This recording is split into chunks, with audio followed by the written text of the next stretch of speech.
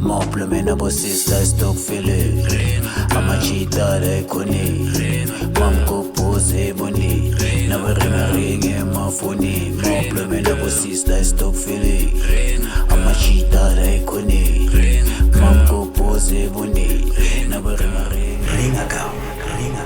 This is A Shot. You're watching Ring Akao on channel 504 Starset Decoder on Rising Sun with B Podium.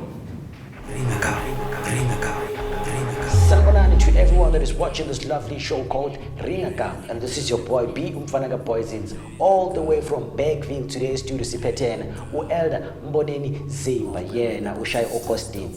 Yena, he does music, no Maskande. If you want to be part of the show or you want to know more of what he's doing, stay tuned. Don't worry, you're still watching Rising Sun TV channel 504 only on your Starset decoder. Stay tuned with it.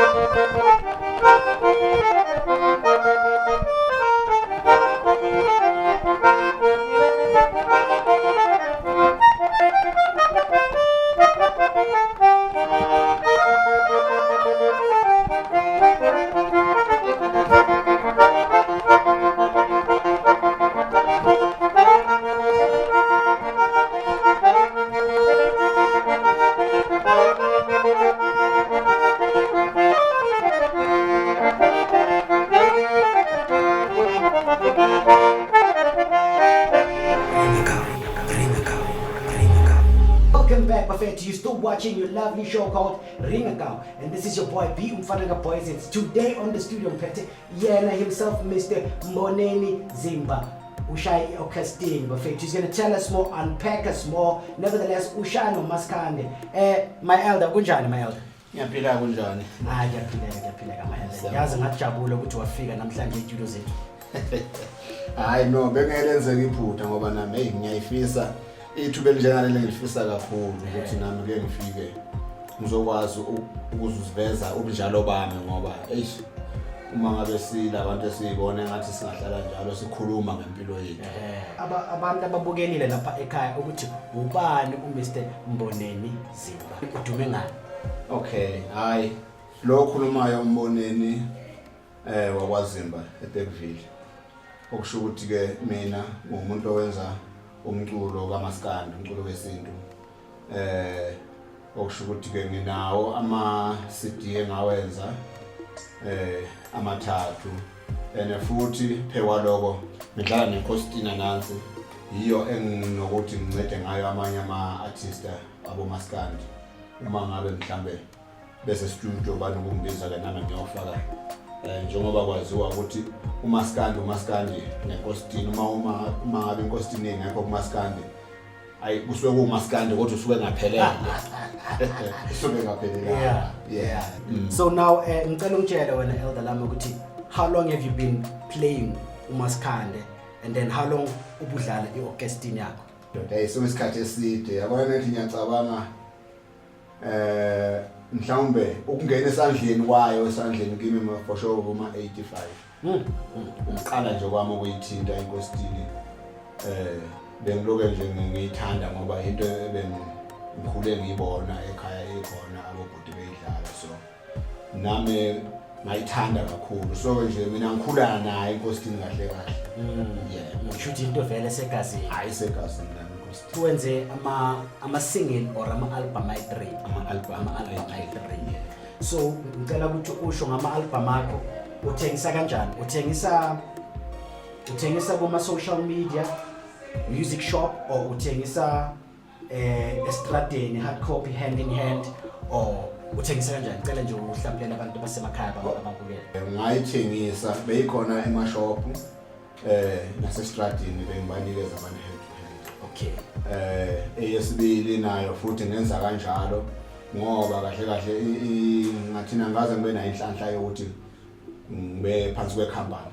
okay Yonke into beyiphuma emandleni wami ya kuze kube namhlanje lena beyokugcina nayo futhi ngizenzele yona ke ingenileke kuMalokhunja kuma online music stores abo ma iTunes yebo zonke lezo ndawo nje lezo uma ngabe umuntu eyifuna nje uyakwazi ukuthi uma ingena lapho ayithole uma ukuthi nje uma ungena lapha na kuLokhunja music ma online music stores uthi Mboneni Zimba kwanokusho izawuvela noma ngabe uphethe lo hlobo lefoni yacabanga ukuthi esilonge sinje ifoni yakhe ikwazi ukuthi igugulishe mhlawumbe ezokwazi ukuthi ithole konke. okay abantu abasemva kwa Mboneni i-team if you have a team or because ngokuzwile ukuthi usebenza independent but obviously I believe ukuthi ngeke usebenze independent uyi-one wenze yonke into one there is abantu maybe khona umuntu maybe okunceda ngestudio ukurecorda khona umuntu okutholela ama-event and so on so ngihabilise nje kancane nge-team yakho. Yeah ngathini i-team eminayo ilaba ngoba mina kahle kahle njoba ngikhomba le instrument le iCostina iyo yodwa ngikwazi ukuyidlala. Okay bese ke ngiyacula okusho ukuthi ke umuntu onokungidlalela igatari ukhona omunye ubaba omunye ubhuti actually ubheka imiyando bese kuba omunye ubhuti the later uLokhunja uKhalibembazo engicina ukusebenzisana naye abakhe iBasket oselashiya emhlabeni so owestream mina ke iLokhunja uMaskandi usebenza kakhulu ngama instrument amathathu kuphela. You've heard for yourself Mr. Mboneni Zimba, the one and only elder. He's an elder because we give respect to elders. Ushaya iMaskandi. So stay tuned. We'll be right back just to explain more kabanzi ngo music wakhe nokuthi ama achievement wakhe imaphi la sekawatholile. We'll be right back after the break. Stay tuned. Welcome back, my friends. You're still watching your lovely show that you love, and this is your boy B Mfanaga Poisons, and this is Ringaka, only on Rising Sun TV, channel 504. You know, at your star set decode. I'm still with Elder Mboneni Zimba, the one and only Ozshayla Yukastik Umaskani. My elder, I'm so humble to figure as a studio set. That's an honor because you are the first artist to figure la ends Umaskani. Oh, nice. First one. And we are so honored. So the topic of the day into sokhulumisana ngayo ukuthi sifundise abantu abasemakhaya. We're going to talk about the importance of culture. Okay. The importance of culture because of igenge yaseNatal negenge yaseJozi when it comes to surrounding the culture, how they portray culture. They portray different. Yeah. So zothi nje ukuba educate ukubafundisa kancane emakhaya ufaka umbono wakho now but before silapho sisase musicini sisase musicini so ngicela nje ukutshela abasemakhaya nje ababhekile about the ups and downs that you faced as an artist ku industry ukuthi kunzima kangakanani as an artist lo Maskandi la eMzansi.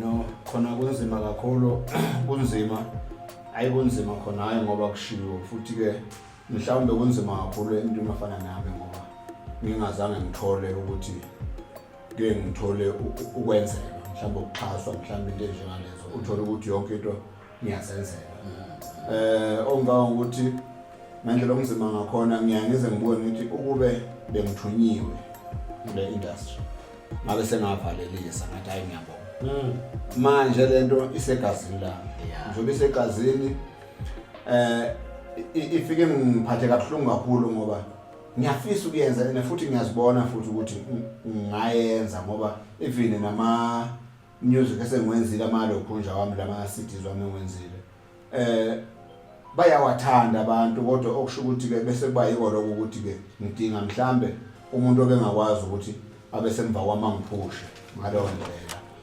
ngendlela okunzima ngakhona mina ngempela music iyona into engifisa ukuphila ngayo noma ngathi engiphila ngayo okumanje noma kungasiyo ngalendlela engifisa ukuthi kube yiyona kodwa nje ngempela hayi mina ngempela wonke umuntu ongaziyo uyazi ukuthi lo muntu uphilela music yeah phela ke ngishawa yiwo wena ukuthi angikhona ukuba into engiyiyona ngoba angikhona ukuba into engifisa ukuba yiyona ngoba ngempela imali ayikho angina ndlela ukuthi ngizasizobane aqhamuke phi kodwa ke lento ngaphakathi kimi yangidla ekuthenini angiphushe ngoba once ngenza music ngivela ngiphile nje mangenza phila kwamoya umoya wami nje uyakhululeka angiphathi mangathiwa mhlambe ngizwe ingoma yami mhlambe idlalwa emsakazweni ngivele ngizizwe ngerish ukuthi hayi mina yonke into yabona so ngalo ndlela ke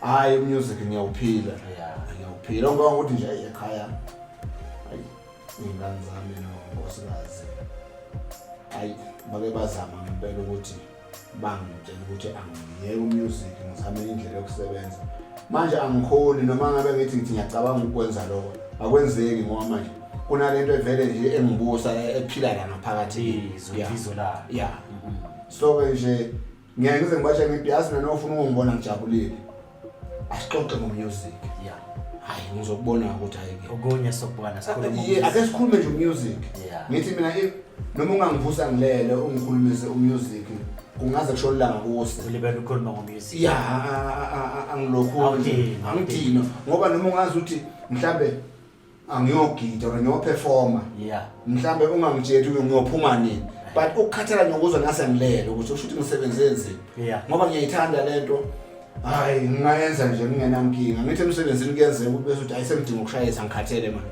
la akushayiswa lapha lento ngaphakathi ufisa nje ngathi ungaloku uyenzile so nje inkinga kanje ileyo ukuthi ke angikhona ukuthi ngibe yilento engifisa ukuba yiyona kodwa ke ngiyayithi uNkulunkulu mangisaphefumula mhlawumbe ngelinye ilanga uyokwenza something.